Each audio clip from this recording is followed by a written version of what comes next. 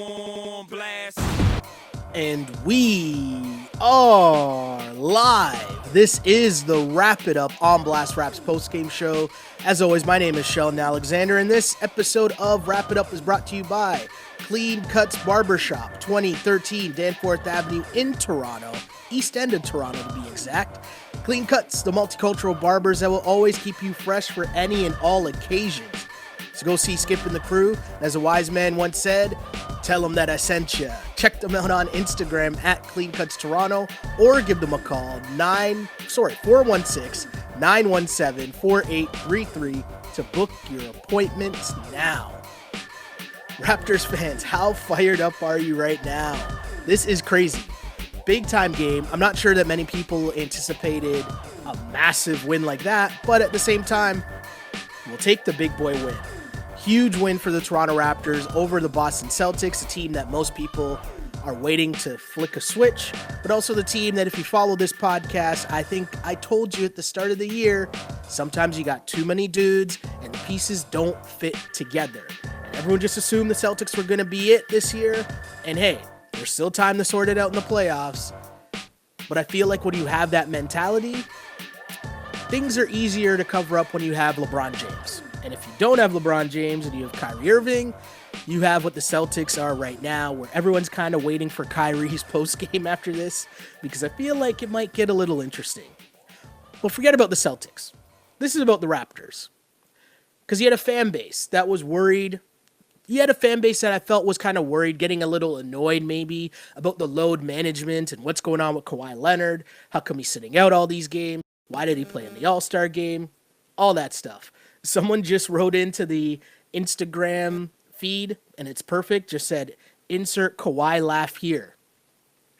Exactly. Because this game is what it was all about. These load management, the resting of Kawhi Leonard. I mean, hey, Kawhi got a pretty solid rest in this game as well. What did Kawhi play in this game? 26 minutes? Didn't even need the full clip. And the Raptors win 118-95 against the Boston Celtics. Again, 118-95. Wow.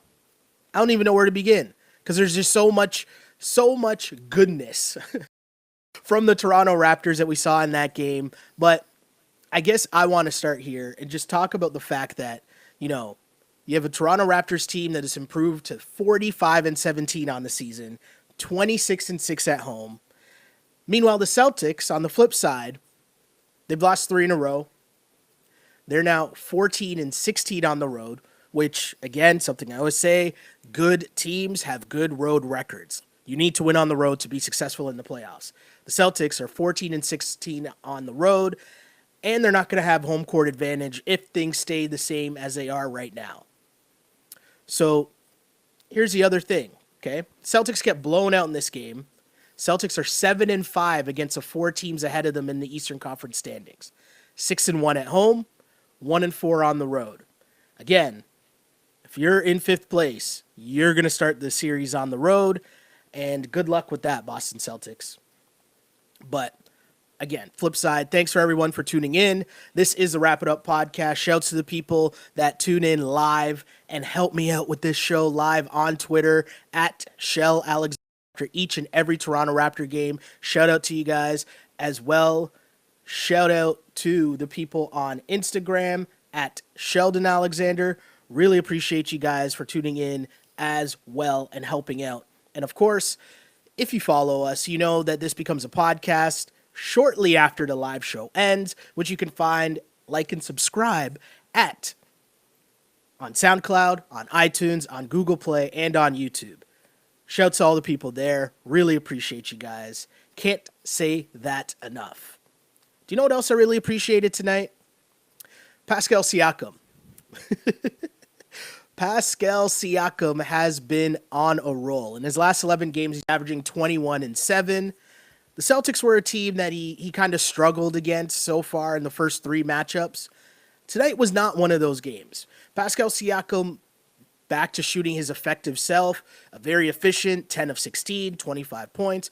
But the big thing here, 4 of 5 from three-point land from Pascal Siakam. Still giving you 8 rebounds, still giving you 2 assists, 2 steals, and a block.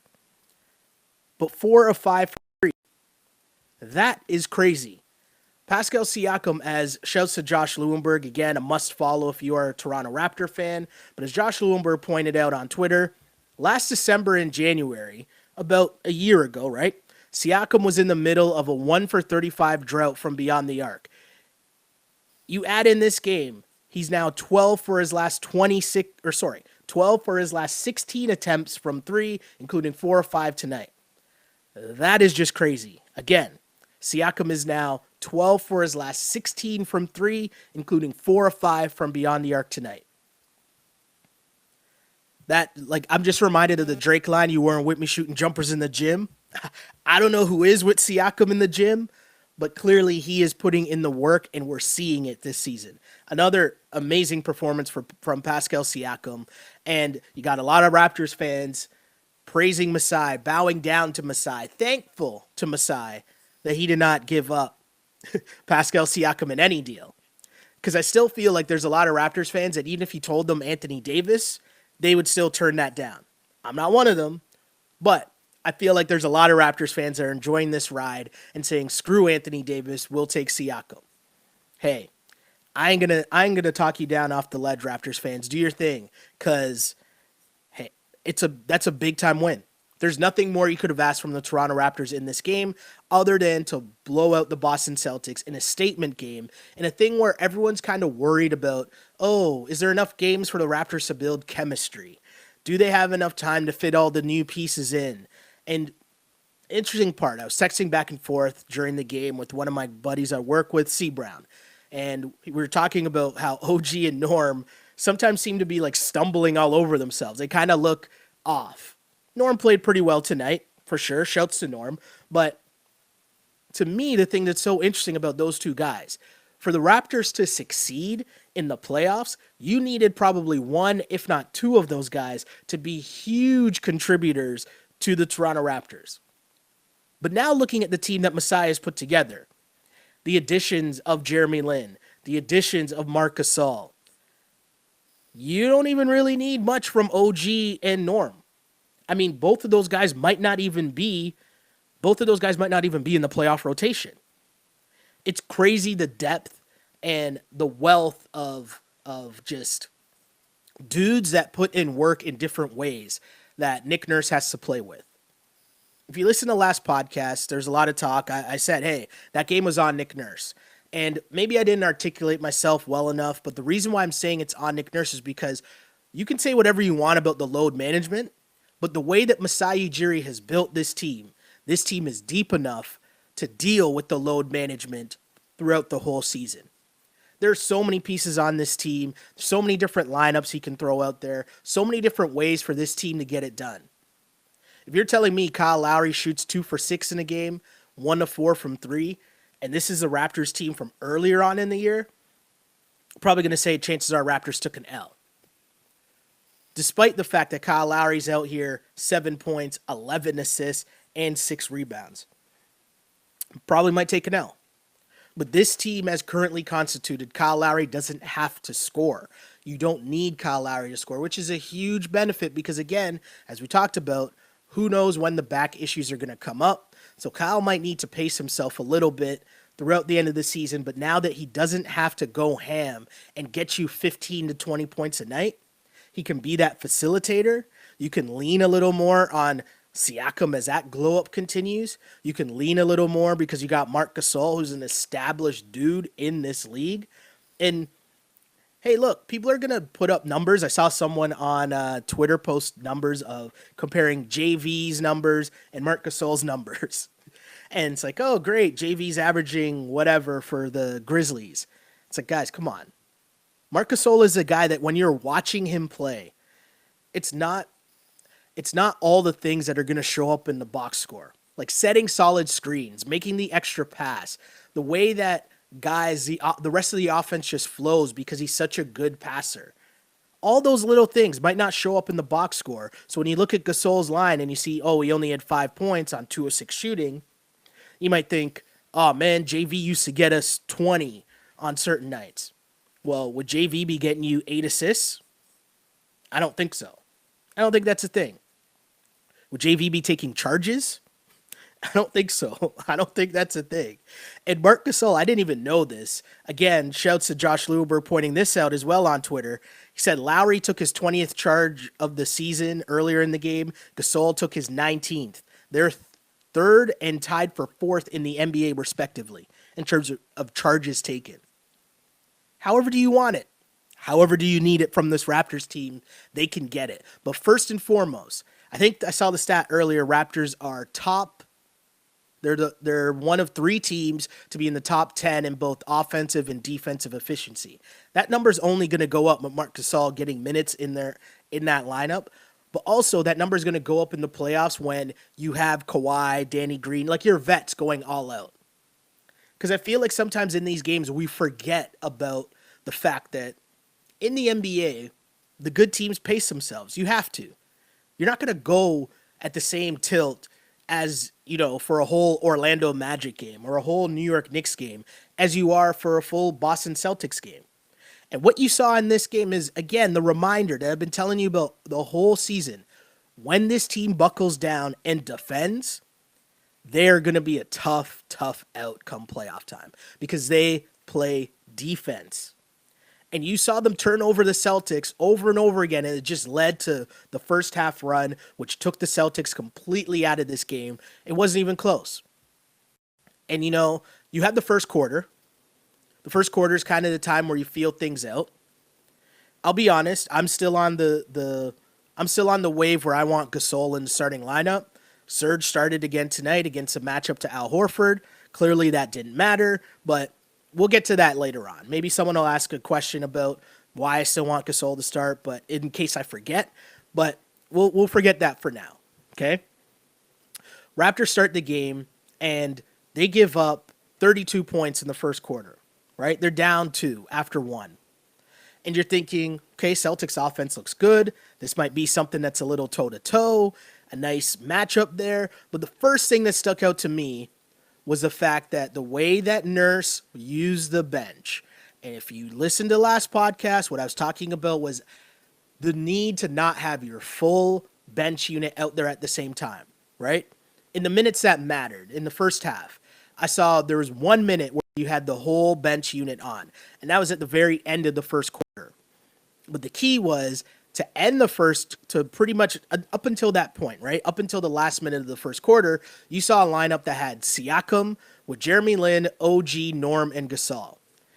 And I know we have Gasol on the bench, and he's not really a bench guy. Same thing with Serge, but play with me here for a little bit, right? Stay with me here. So you have that lineup, and things are cooking right away. Jeremy Lin is cutting. He's getting used to playing with Gasol. Gasol's hitting him with the back cuts. Jeremy Lin had 6 points in the first quarter. Jeremy Lin had it going early, and it was all just like cutting to the basket, easy, basic basketball plays. Just things that Gasol does super easily that if you understand the game of basketball, you appreciate so much. But then again, altering your bench unit now and having one of your starters out there to start the second quarter, there's Kyle Lowry, and Raptors fans will remember, it always used to be a thing. Kyle in the bench was always one of the Raptors' best lineups, right? Kyle Lowry starts the second quarter with the Raptors bench, and then things just start to cook. Again, the ball movement, the growing chemistry between Kyle Lowry and Marc Gasol. We saw it a bit on Sunday against the Magic. We saw it a lot more tonight as well. Kyle Lowry finding Marc Gasol. Gasol gets Norm off the schneid. Norm hit his first 3 since February 8th. Wow. That's 4 games in a row where Norm really struggled. But that's also before the All-Star game, right? And that lineup of Kyle Lowry, Gasol, it was Norm, McCaw, and OG. This is where the game really took a turn. This is where the crazy, 18-0 run occurred in the second quarter. And again, you have Kyle Lowry and the bench. You have your starters along with Gasol, but you're not playing your full bench unit. And this is where you saw the game really took a turn. And it was a far cry from, if you remember the last time when the Raptors played the Celtics, it was Gordon Hayward. Gordon Hayward had 16 points in the first half. Raptors bench struggled mightily in that game. And that turned that game around because then the Celtics had a big lead. Raptors had to battle back. They got there. They made it a game at the end, but they lost it. You spend so much time trying to get back into the game that you run out of gas at the end, right? This time around, Raptors bench was here. Kyle and the bench doing it. And again, Kyle and Gasol, man. Kyle and Gasol. Kyle had 8 first half assists. Gasol had 5 first half assists. The way that Norman Powell hit back-to-back threes, then Gasol hit a 3 himself. Kyle doing all the little Kyle Lowry things, where Kyle Lowry is on. Kyle is the guy who, he's diving for loose balls. He's guarding bigger guys in the post. Kyle Lowry doing so many things for the Raptors, but the ball movement was the key here. The Raptors had 9 assists on their first 10 made field goals in the second quarter. Overall for the game, that was a huge trend. The ball movement was totally there for the Toronto Raptors, and they had 33 assists on their 46 made field goals. That's a great number. That's a great number. And when you're seeing that type of ball movement, you're getting easy baskets. Everyone was getting easy baskets, whether it was Kyle finding Siakam on the run, whether it was Kyle finding Kawhi, who was just, he had his run where he just bully balled people in the paint. When this team gets it going, they're going to be a tough out. But hey, they're just deep. That's really what it comes down to. You added grown-ups. You replaced guys who were, you had to rely on DeLon. You had to rely on Fred. You had to rely on Norm. You had to rely on OG. And I'm not knocking any of those guys because they're great young players that are developing. But now you're adding more mature guys to your rotation in Jeremy Lin, in Marc Gasol, and they're just going to add a level of professionalism, let's say. They're more likely to show up or find other ways to contribute in the game. But even just the effect that Jeremy Lin and Gasol have on the other dudes, which we saw Norman Powell. Again, mentioned how he struggled for his last 4 games, but Norm knocked down 3 of 4 threes in this game. Why? He's getting nice open looks. Ball movement. Simple. Simple sometimes, isn't it? But again, the key to me is that run that was made by Kyle Lowry, Gasol, Norm, Patrick McCaw, and OG, right? That lineup changed the entire game. Again, that was an 18-0 run that the Raptors had in that second quarter. They were playing defense. They were turning the ball over. Marc Gasol's taking charges. It was just crazy. And even when the starters now came back in terms of Kawhi and Siakam, it's like they smelled blood.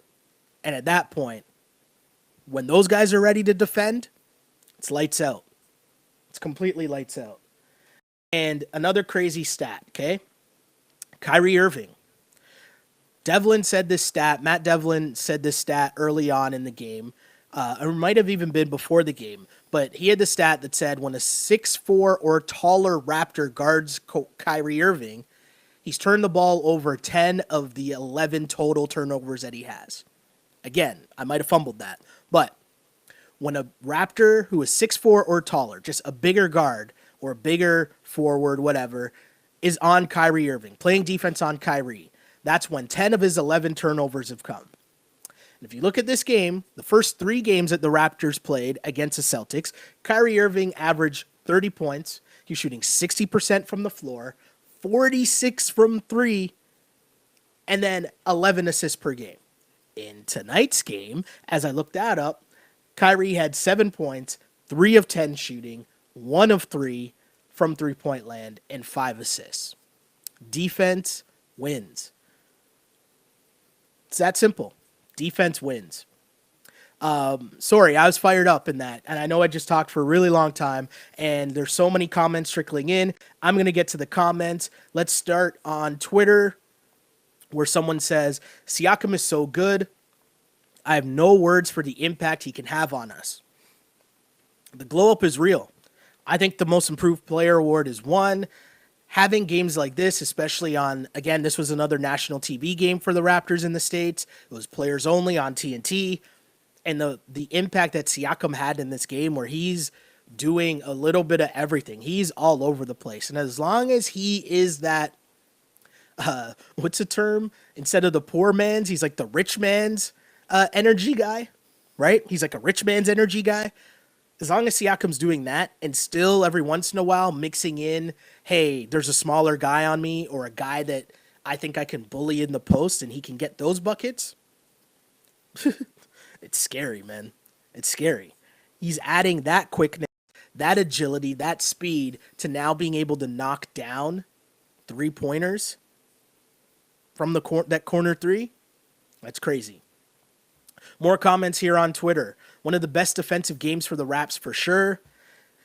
That's that playoff intensity, right? They get up for these games. When the playoffs come and you have these guys going at full tilt from start to finish, and it's defense, defense, defense, this Raptors team is going to be scary. That's not hyperbole. I'm not gassing. Like, that is real. When Kawhi, Danny Green, Kyle jumping over passing lanes, taking charges, Serge blocking people, Gasol, his solid defense as well, and Siakam running all over the place, then add in the energy of Norman OG potentially coming off the bench. McCaw, you saw that guy running all over the place as well. Defense wins. Defense wins. Another comment here on Twitter. With Pascal playing the way he is, does T.O. have the best trade package for AD if they want to do it? I don't really want to talk like the trade, like that's not until the summer. To be honest, I keep saying it about Kawhi Leonard. I'm not even thinking about whether or not Kawhi re-signs or not. I'm not focused on that. I'm here for what's going to happen this season with the Toronto Raptors. So I'm going to put that question in that same category with whatever. Worry about Anthony Davis trade packages after the season. I'm focused on what this year with this great team that Masai Ujiri has built. More comments here on Twitter. Someone says, we can talk about roster, stats, depth, but what really distinguishes this new look team is alpha. That's interesting because I tweeted out during the game, Colin Coward, basketball heads will know, sports heads will know who Colin Coward is. He used to be on ESPN Radio. Now he's on Fox Sports 1, has a show called The Herd, and he's a professional troll, right? Like, I don't even want to say that as a diss because I think that he is really, really good at what he does in terms of being able to host a show that talks about all these different sports on his own and come up with pretty interesting, engaging takes every day. Like, I think he does a really good job of that. So I'm not trying to diss him because I think he's really good at what he does. But he tweeted out tonight. He tweeted, Raptors look great tonight. It's February. And we know, alluding to the fact that, hey, the Raptors always look good in the regular season. And I think Raptors fans will know, if you're watching this team closely, if you're familiar with this team, you know that there's a lot different about this team. There's a different swag to that. Like, there's no way you're bringing in Danny Green and Kawhi and replacing them with, DeMar, CJ, DeLon, JV, and thinking that this is the same team. Like, that doesn't make sense, right? So I feel like there's a part of him that's kind of like, it's going to take a while for people not familiar with the team to kind of lose that moment where they're waiting for the Raptors to fail. Because I think if you're a Raptors fan right now, you can't feel the same way about this team that you did about prior Raptors teams. Because it's not the same team. It's definitely not the same team. We just talked about the fact that Kyle Lowry on the old Raptors needed to ball out and be an all-star for those teams to be successful in the playoffs. Kyle Lowry, now as this team is set up, you need him to play all right. But if he only scores 7 points or 8 points, but he's still doing all the other Kyle Lowry things, you can get scoring from somewhere else. But in terms of what this comment's saying, in terms of the alpha, this team, when they walk into most gyms, know that Kawhi Leonard is the best player on the floor. You know what, too? The other team also knows that Kawhi Leonard is the best player on the floor. Again, the alpha part, and I always bring up this clip because this, to me, is what got me super excited in terms of thinking about the Raptors making a deep run in the playoffs. I bring this up all the time, but the Danny Green quote when he says that he and Kawhi Leonard pride themselves on locking down the other team's two best scorers. That's the alpha that this Twitter comment is talking about. There's a different look to this team. Kyle always had that pit bull mentality, right? But you only see it in stretches, right? And it's tough for him to play at that level all the time because it takes a toll on your body. But now you got other guys like that. All I'm saying is this is a different team. If you're thinking that this team is anything like last year's team, Pascal wasn't even getting proper minutes on last year's team, right? Pascal barely played. He played, but not nearly enough. Didn't have the impact that he has now. Not even close. Serge Ibaka looks like a different Serge Ibaka than he did last season. Marc Gasol. Again, all I need to see from Kawhi Leonard and Danny Green at the end of that game, at the end of the Spurs game, when DeMar is fighting to get Kawhi Leonard off of him, but now he has to deal with Danny Green, and that didn't go well for him either because Danny Green locked him down and didn't bite on the pump fake. That right there, I'm telling you, come playoff time, these guys defend. And when you look at the other teams that they'll have to go against in the Eastern Conference, are you finding that same defensive mindset, that lockdown mindset from the Milwaukee Bucks and their players? What about the Sixers? The Celtics, maybe? Still hoping for them to flick the switch? I don't know. More comments here. I'll switch to Instagram because there's a lot of comments here coming in on Instagram, and maybe I'll go from the bottom up so that I don't get too far behind. But someone says, no, that doesn't make sense because now I'm getting to the bottom of conversations that people are having in the Instagram chat. So I got to go from the top down because they're making points in response to something that someone else said at the beginning. So I need to go in order. And I'm trying to scroll to the beginning, but there's so many comments. Shouts to all you guys again, man. Really appreciate the love that you guys show to this podcast and that as a city, we're showing to this Toronto Raptors team. Let's see. Someone making fun of Kyrie Irving saying, quote, I still don't see anybody beating us in 7 games. That's in reference to Kyrie just saying that the Celtics will be okay because they have him. Woo. Yeah. I got nothing there. Someone else on Instagram says Orlando ? Another comment. What's up with Gasol's shooting and hand ? I think it was on his left hand. I saw it was wrapped up. I'm pretty sure there was a play early on in the game where Norm tried to make a tough pass to him. He reached out to get it, and it looked like he might have jammed a finger or something. Didn't look like it was too bad. I mean, he came back in and played. It was wrapped up, and it was his left hand, which, you know, is a better look for sure, being a right-handed shooter.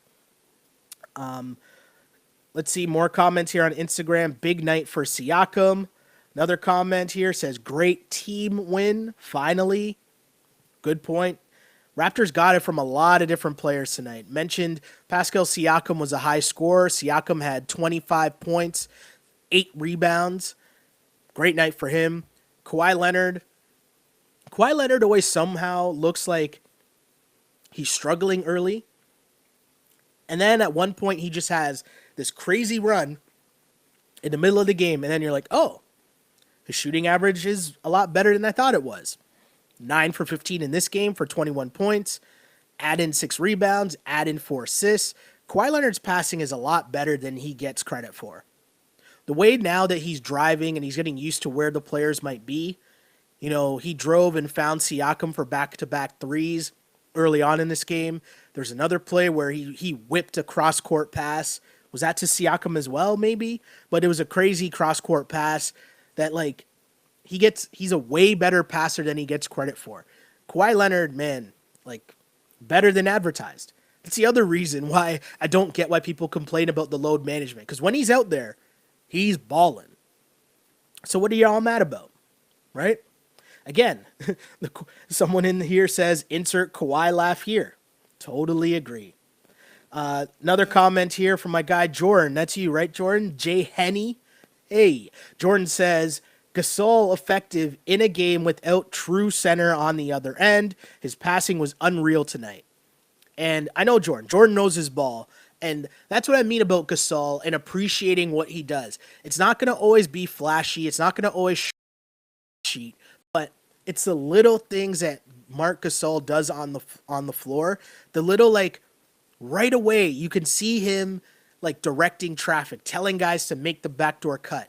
And his passes, his bounce passes just on the money, leading dudes to a layup. And guys still aren't used to it yet. Like Norm missed a wide open dunk. And I think Norm could be one of the biggest beneficiaries of Gasol's crazy passing once you get used to the fact that, hey, I can get a quick 6 points off backdoor cuts. I'm telling you, man, Gasol. Oh, I'll remember it now. Because I'm going to remember it now, I'm going to talk about it now. Gasol, why I want Gasol in the starting lineup.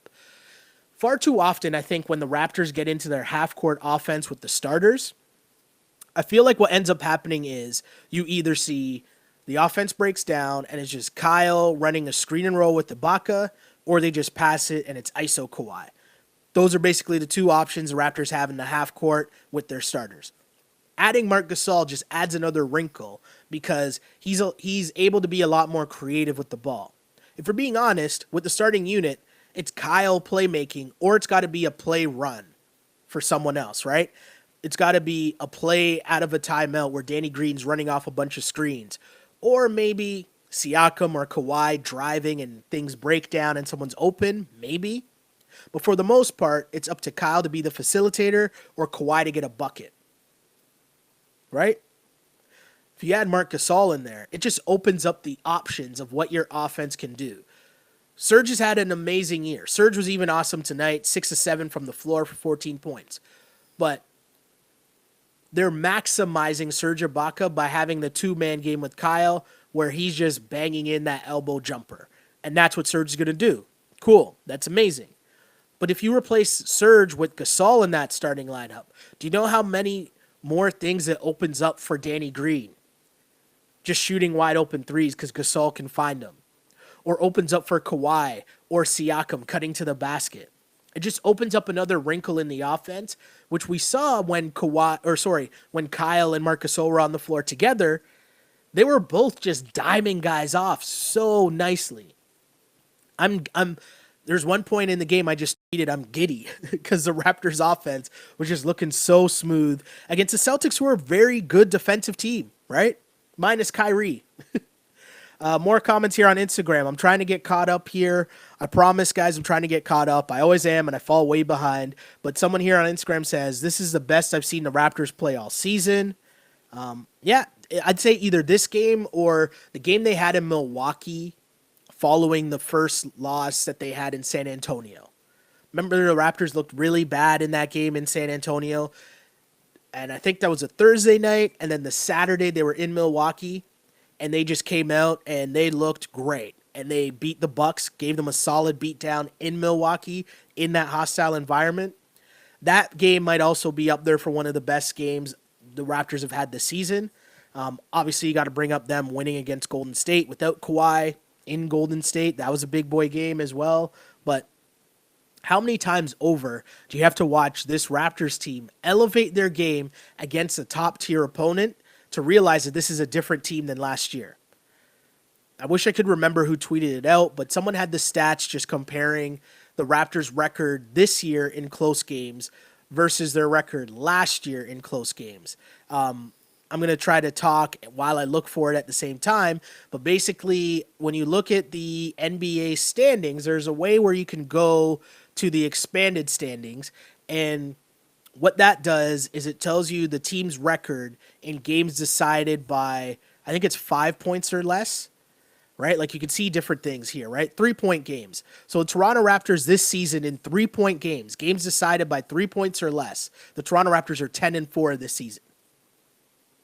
What do I keep saying? You got to win close games and you got to play defense.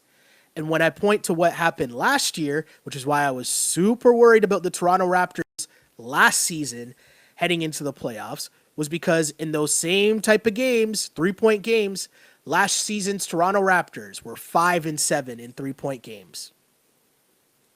So maybe I should send that stat over to our guy Colin Coward. Maybe that's a stat, gets pushed around next or tomorrow or in the coming days whenever We're talking about, is this team different than last year's team? Because people are going to look at the records, and people that don't know, when you break down player for player who's been out as opposed to who's brought in, and you still think kind of close, that to me is a stat that tells you a lot. Your record in 3-point games. Again, the records were pretty even. Remember, last year's team won 59 games, but in 3-point games, last year's Toronto Raptors were 5-7. Change that to this year. This Toronto Raptors team, 10-4. That's a big difference. What you do in close games, that's what the playoffs are going to be. This Raptors team is legit. So Raptors fans, enjoy it. Enjoy it. Enjoy it. More comments. Someone says, this is why it's so frustrating when they lose against mediocre teams. When they play at their level, they're unstoppable. And this is just a snippet of their ceiling. This is Len. Len says this on Instagram. And Len, here's what I'd say to you. It might be frustrating to lose to the Orlando Magic. But I need you to understand that it doesn't matter. It's not a big deal. The only thing that matters is you have these measuring stick games, these what I call big boy games against top teams that you might end up playing in the playoffs, but you know who those teams are. The Bucks, the Sixers, OKC, got a home and home with OKC coming up, LeBron, right? The Warriors, obviously. Those are big boy games. To me, those are the measuring sticks. That gives me a good gauge of what the team really is. Close games, and that's it. What happens against Milwaukee, you got to understand, NBA players, especially veteran NBA players, and what I talked about on last podcast when we were talking about load management and why the load management doesn't matter, okay? It's because you got to understand that the regular season, when you're a team with championship aspirations, all regular season games aren't created equally. They're just not. So when you see the team come out against Orlando and Kawhi's not playing and they put up a stinker, that happens sometimes because you're going to save those bullets that are in February and keep them in the clip for when playoff time comes around. So don't worry about the loss. Do not worry about the loss. Remember I said at the start of that, don't get mad about what happens in the Orlando game until you see what happens in the Boston game. And if the Raps came out flat, if Kawhi came out flat, hey, be mad about load management, be over concerned, and instead the opposite happened. So don't be worried. Len, other people in the chat, let Len know that he can relax. It's all right. Things are going to be okay. Someone else says here, Boston is a great home team, nothing else. Read those stats earlier. Totally true. Another comment. This was very satisfying. I love slapping the Celtics. The Celtic fans are the worst. More comments here on Twitter. On Instagram. James says newcomers Jalen and Gasol had solid games. Totally true. A lot of people hating on Boston. They don't like Boston fans. Someone says, big up Sheldon. Big up to you as well. What's this? The Spice Sisters? Yeah, big up to you guys as well. Let's see what else. Kyle was active. Definitely appreciated his game defensively. Kyle Lowry, when he's plugged in, when he's tuned in to a game, that Kyle Lowry, man. The only thing about Kyle Lowry's game that's annoying is he talks to the refs way too much. But I feel like we're probably used to that by now as Raptors fans, watching him game in, game out for how many seasons now? Another comment, when did that corner three become so wet for Spicy P? I've been asking that. And I told you the stats from Josh Lewenberg before. It's crazy what Pascal Siakam has been able to do from three-point land. But it's also, I'll never forget this. It was a moment I'll always remember in my career because I can say I got crushed by Greg Popovich in a scrum. And no word of a lie, Greg Popovich one day, it was pregame before a Spurs game, maybe 4 years ago. And every single person that asked a question, he just crushed them with one-word answers in the scrum. Every single person. And then finally I asked him a question about, I think it was the year they got Richard Jefferson. And I'd read in an article that, Pop worked with Richard Jefferson during the offseason on just being able to hit the corner three. And so I asked him, just what was that like and what was the reasoning behind that and how that shot fits into their offense. And just because it shows like a little bit of research or just something beyond the what's it like coaching Manu Ginobili, Tony Parker, and Tim Duncan for so long, right? He actually like gave a look and answered the question legitimately. But the reason I bring that up in relation to Pascal Siakam is because it's the quarter three. One of the things that the Greg Popovich era or the Spurs Reloaded era, being able to expand their run, their dynasty, was the ability to build around Tony Parker, Ginobili, and Tim Duncan by just getting a wing player, the 3-and-D guy, right? What we know famously is a 3-and-D guy, but the person who's the athletic wing that's there to play lockdown defense, and all you need to do is be able to stand in the corner and knock down that open three. And if you were able to do that, you were going to get a job in the NBA. Hey, there's a lot of dudes that became rich off that. I mean, great Bruce Bowen has his number retired in San Antonio by just being that guy, being able to knock down, to be a 3-and-D guy, right? Steven Jackson signed a big boy contract off that. Heck, Jonathan Simmons, I'm pretty sure, did that for 1 year, had a solid playoff run, and signed a big contract. Just being able to do that. Pardon me. I mentioned Richard Jefferson. But here's the thing. The way that the NBA is centered now, that shot has become so valued. And the Raptors have instituted that part in their offense where you have guys on fast breaks not running to the basket, but running to the corner three. And that's just hours in the gym. And that's what we're seeing right now from Siakam. The hours in the gym. Again, if someone's just tuning in live to this, I read this stat earlier from Josh Lewenberg. He gave the stat that last December/January, a 1-for-35 slump from beyond the arc. He's now 12 for his last 16 from three, including 4 of 5 tonight. That's just hours in the gym. Just hours in the gym. More comments here. Someone says, watch Pierce say that the Celtics will figure it out and become a sure thing. It's funny watching Paul Pierce on ESPN. Because we know Paul Pierce is a Raptors hater, right? He never believes that the Raptors had it. Now, he was right at the time. He was right for a couple years later. But now, he has to admit at some point this season, the Raptors definitely have it. Maybe that should be the thing that we get the We the North fan base to do. Just flood Paul Pierce's mentions, or maybe Jalen Rose's mentions, or maybe Michelle Beadle's mentions, just to get Paul Pierce to acknowledge, for the Raptors fan base sake, that now they finally have it. Let's see, more comments. Someone says, Isaiah Thomas and Steve Smith was giving Siakam love all night. Again, that was the Players Only broadcast, which was on TNT in the States. I guess who was on the call? Isaiah Thomas, Steve Smith, and maybe Chris Webber. I'm not sure who else was on that broadcast, but that's good to hear. More comments. Someone says Siakam trained with Rico Hines. I'm pretty sure it is, right? I think that's a typo, but yeah, trained with them in the summer during the States. It's paying off, and he'll only get better because we can only see that there's rooms for improvement. Another person saying shout out to Rico Hines, which, hey, here's another thing, okay? I don't know where else basketball fans, this is a question maybe, and I'll read it at the very end. People listening to this podcast, let me know what you guys listen to and where you get your basketball information from, because I'm interested in that. I always want to learn. I'm always interested in other sources, other people that have good insight to the Raptors, but just basketball in general, right?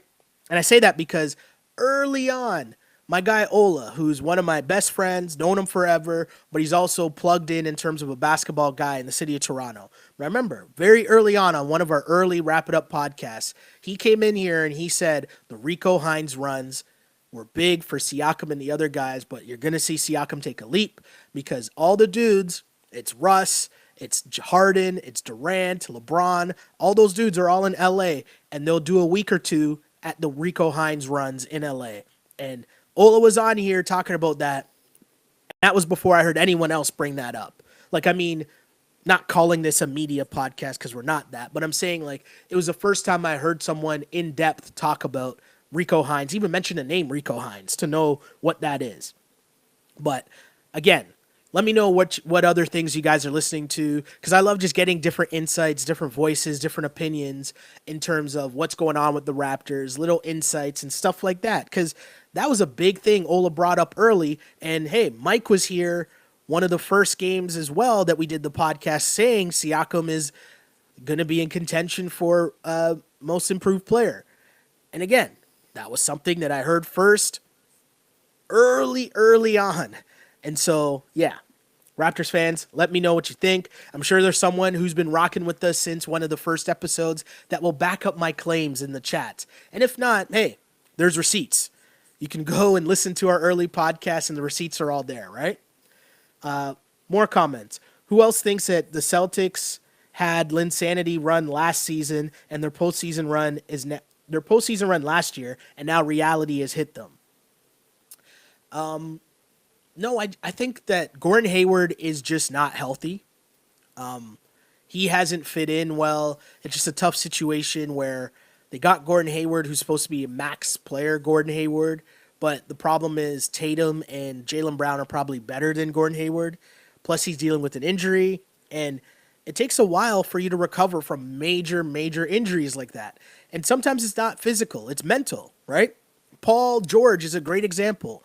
Paul George has looked pretty good, in the year since that devastating injury he had at Team USA camp. But what Paul George is doing this year, that's crazy. This is the Paul George that we're seeing now that we thought we might get before that injury. He was on that trajectory, but we're just seeing it now. And that's 2 years, 3 years after he's come back from that injury. So for Hayward, it might not come back all the way. And what you're hearing now, Bill Simmons was talking about this, how he has sources on the Celtics saying that the biggest thing with Hayward is that in practice, he's killing dudes. Like he's putting in mega work. So they think that it's a mental thing with him, which makes sense. It totally makes sense. But the Celtics, they have a lot of good players. It just, they have too many good players and too many players that are alike, meaning they need the ball. And they kind of covered some of that up by putting Marcus Smart and Marcus Morris in the starting lineup. And that divides up the players that need the ball in their hands to be successful. Like Hayward and Jaylen Brown have a better opportunity to contribute coming off the bench, but it's still not really working as well as it should be. And I just think they have too many guys.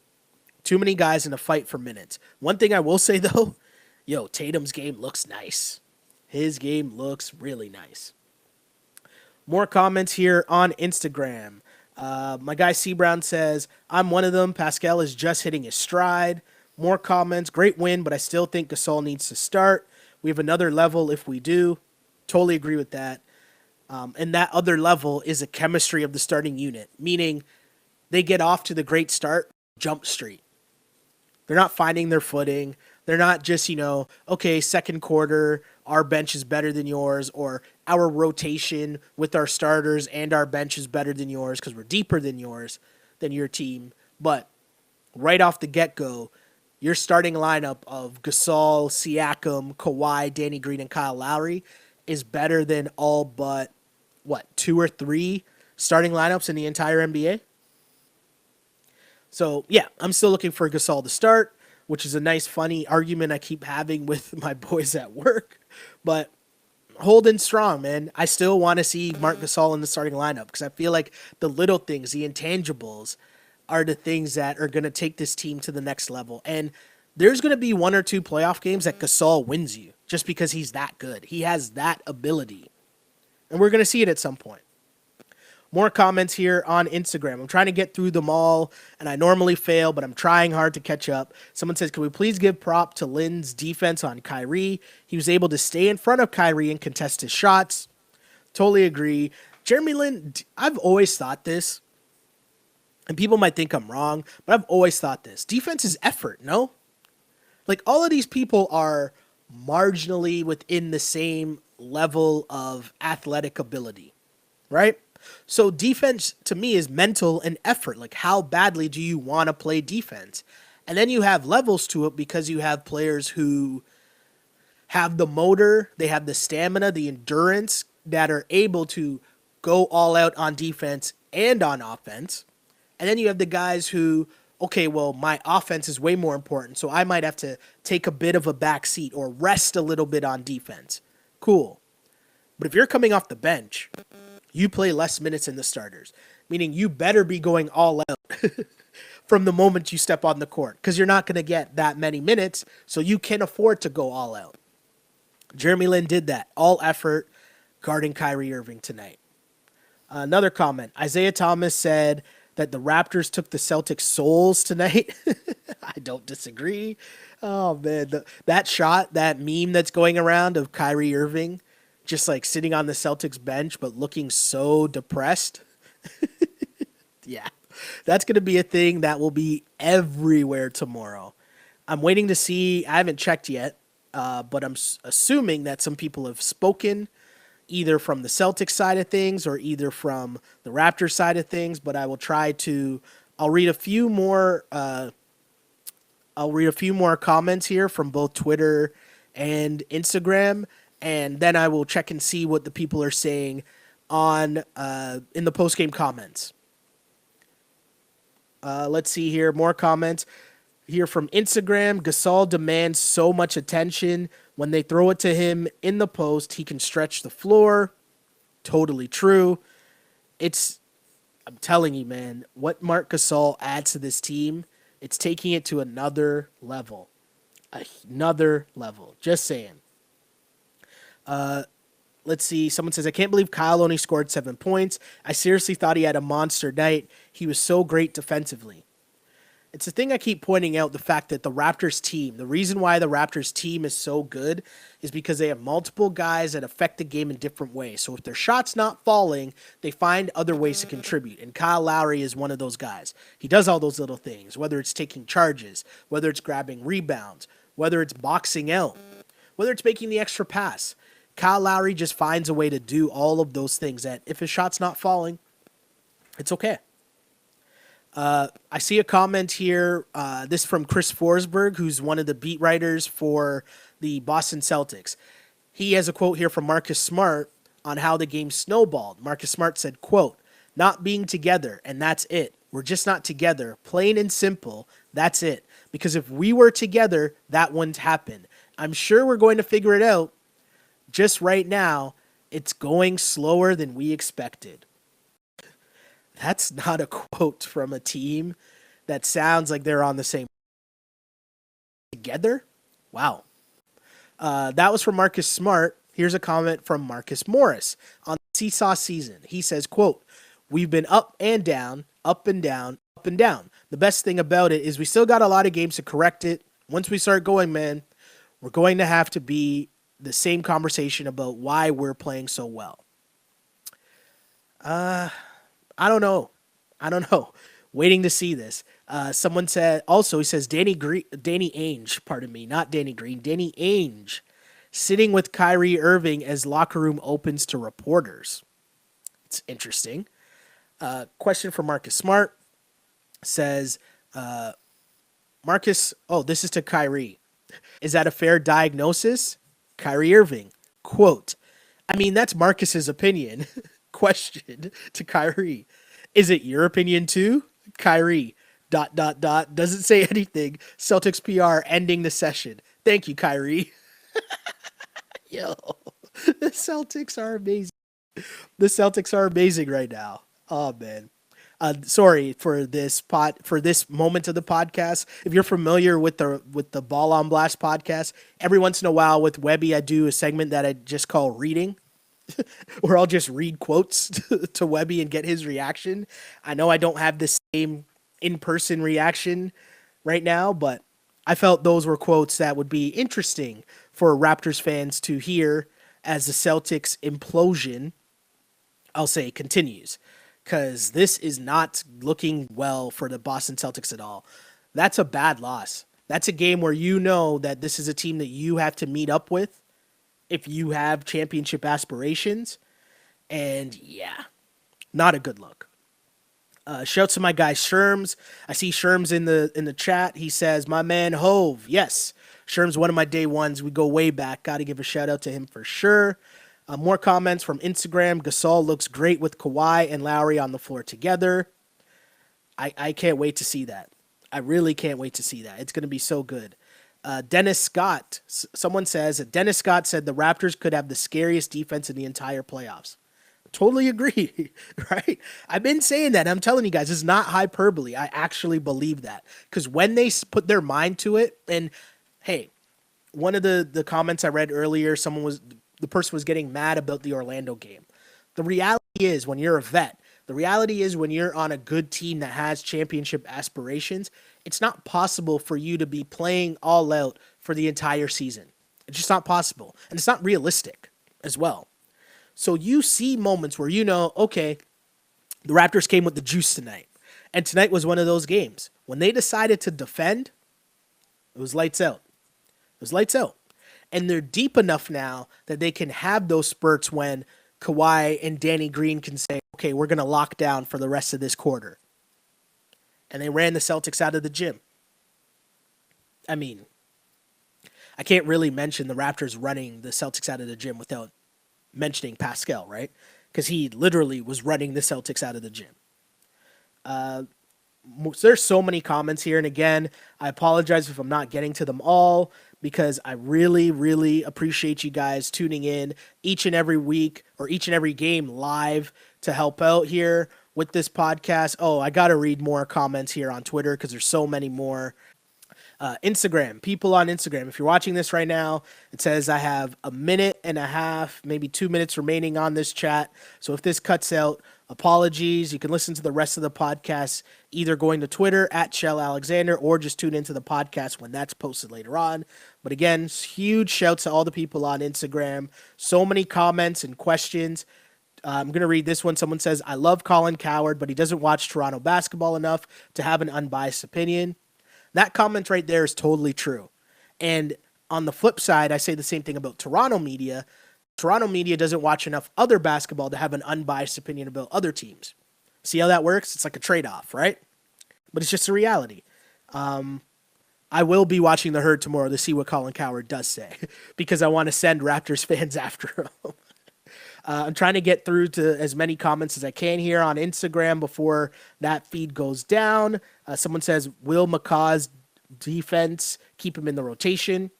Possibly, but there's so many guys, especially once Fred comes back. I don't know. I'm not really sure. Let's see what else is going on. Someone says, we have to prove it in the playoffs. Yeah, that's obviously coming. Stop worrying about that. It'll be all right. Someone says, Lowry is the key to this team's success. Totally agree. They need Kyle Lowry. He's the engine, man. He's the engine.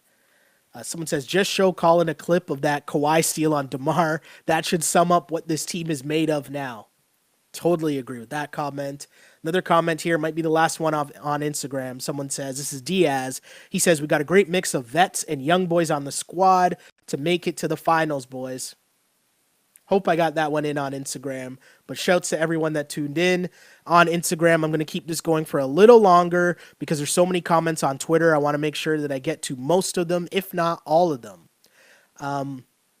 Someone says, I hope the U.S. media shuts up with all the Celtics love.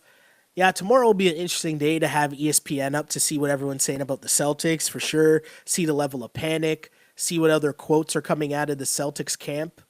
Because I feel like the Celtics are, it's going to be very interesting. And I want to also see the video. I want to see the video of Kyrie's clip because I think that's funny as well. Let's see. This from Josh Lewinberg. He says on Twitter, Leonard was told that he needs a warmer lining in his New Balance windbreaker he's wearing. His response, an old Kawhi classic, garage to garage, close quote. Another snowstorm expected in Toronto tomorrow. Fortunately, he and the Raptors have the day off. But yeah, hey, we told you about that, right? The Kawhi quote, garage to garage. All the people that are like, oh, the weather's going to scare Kawhi. Keep telling y'all, this is the man's line. Garage to garage. No worries. Heck, I know people. Some of my friends, I work with people who I see sometimes and they got a hoodie on. I'm like, what? How do you only have a hoodie on? You didn't even wear a winter jacket? And their response is garage to garage. Or maybe the 5 steps from their front door to their car, and then they're at the garage at work. Don't need a winter jacket. Who am I to argue with that logic? And I'm definitely not going to argue with Kawhi Leonard about anything. Because, hey, Kawhi's that dude right now. Sorry. I had to pause and laugh right now because there's a CJ's PJ's commercial that just popped up on my TV. And I was wondering if those things still existed. But I saw that they added something in brackets that says, even in Memphis. So I guess it still does work. Oh, man. Someone on the chat here in Twitter says, Pascal equals Giannis with a 3. Wow. Don't go that far yet, but hey, the glow up is continuing for Pascal Siakam. Huge shouts to him. Another comment says, yeah, boy, feeling good. Kawhi participating in Lowry's. Oh, yeah, Lowry celebration. Yep, that Lowry intro. Kawhi is involved in that.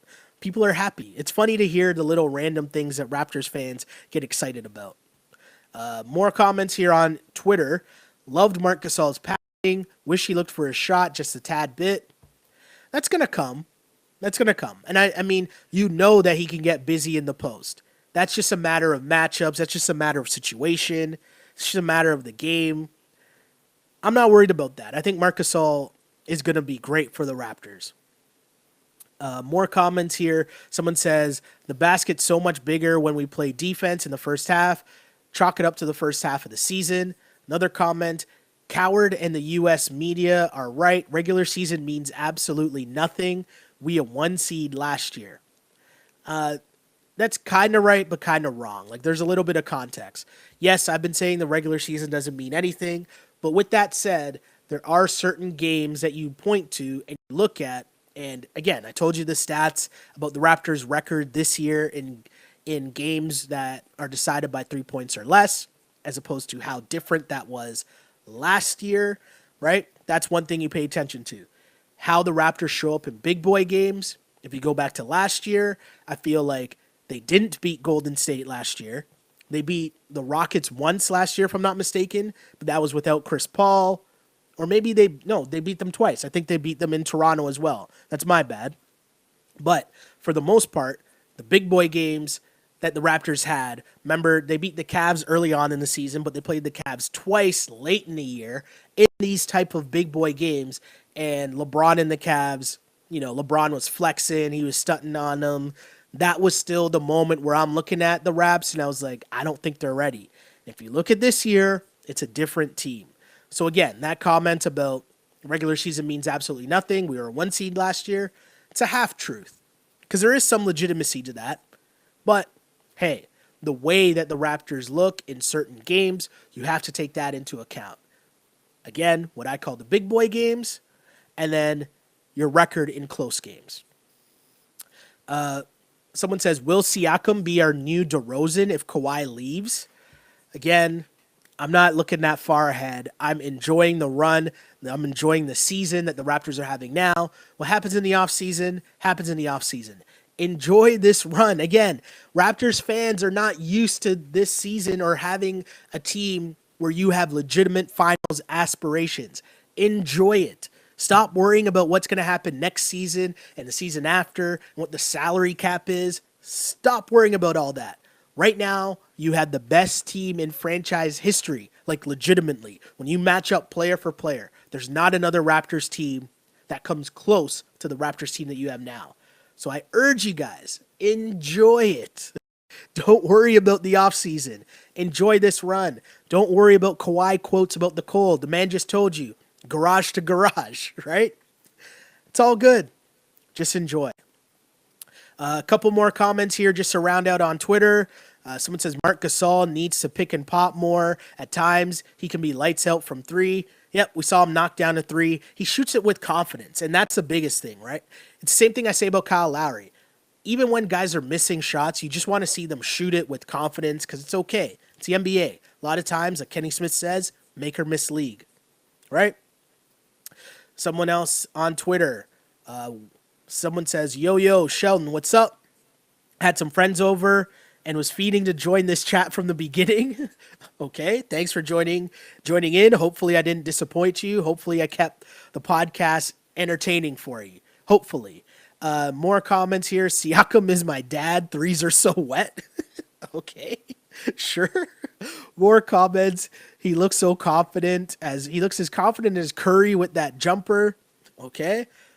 I mean, again, not going that far. Steph Curry is in a league of his own, but I understand the point. Point taken. More comments here on Twitter. Sheldon, the podcast is on fire tonight. I'm fired up. We're over an hour right now, and there's still comments coming in. The Instagram only shut down because we maxed out the time there. There's still comments coming in on Twitter. There's still people on the live. Raptors fans are hyped up, so of course I'm hyped up as well. I don't know how my voice is still going.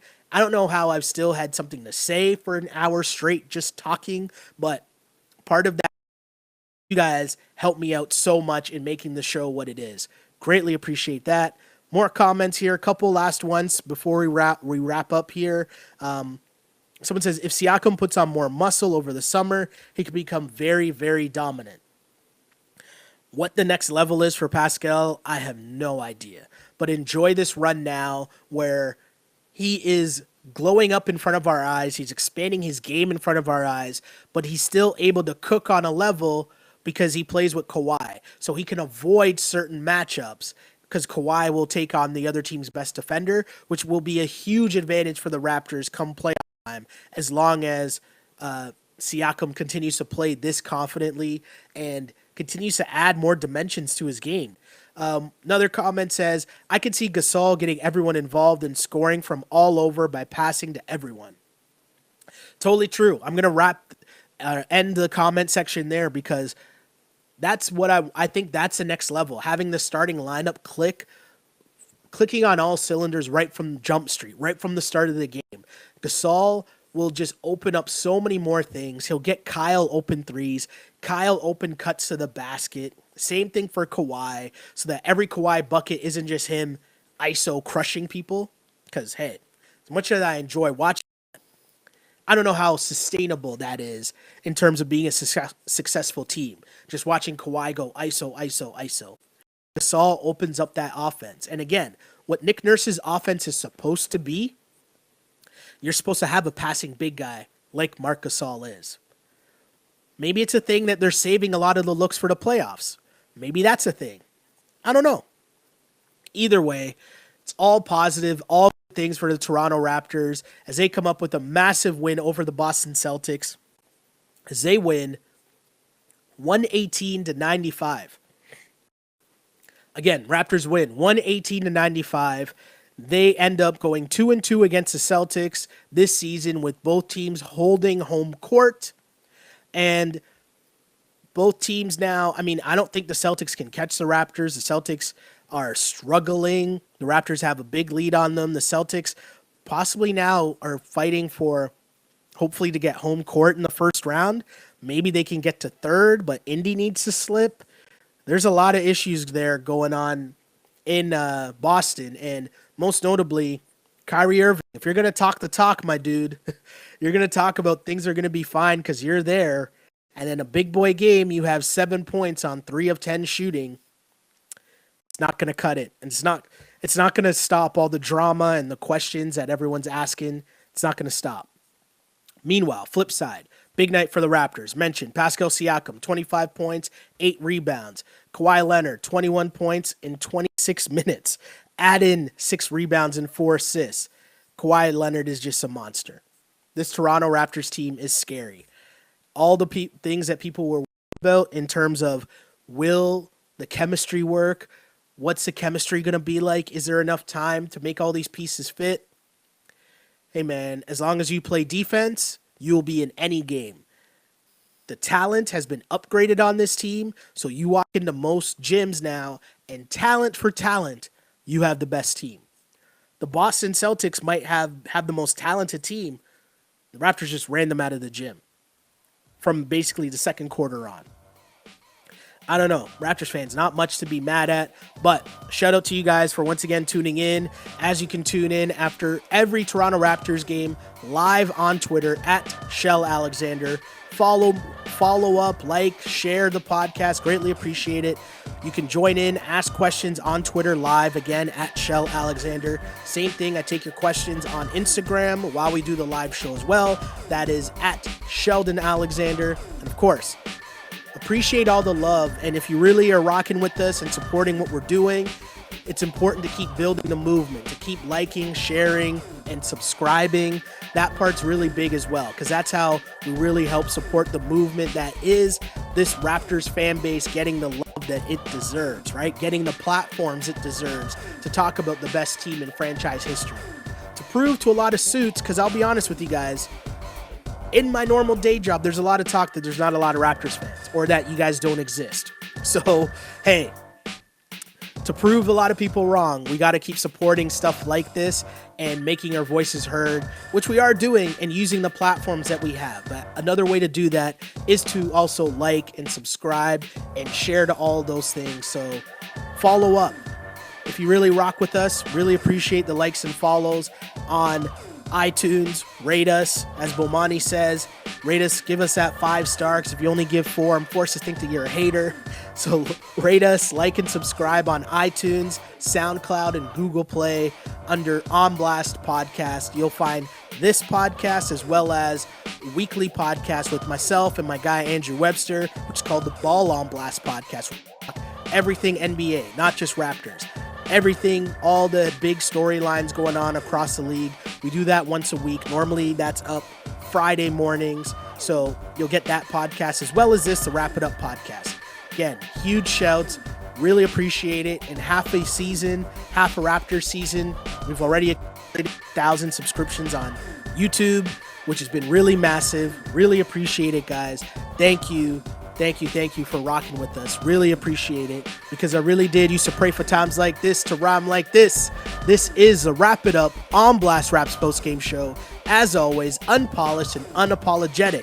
Until next time, which is Friday, Raptors play host to the Blazers, if I'm not mistaken. That's off the top of my head, so apologies if I'm wrong. But until next time, see ya.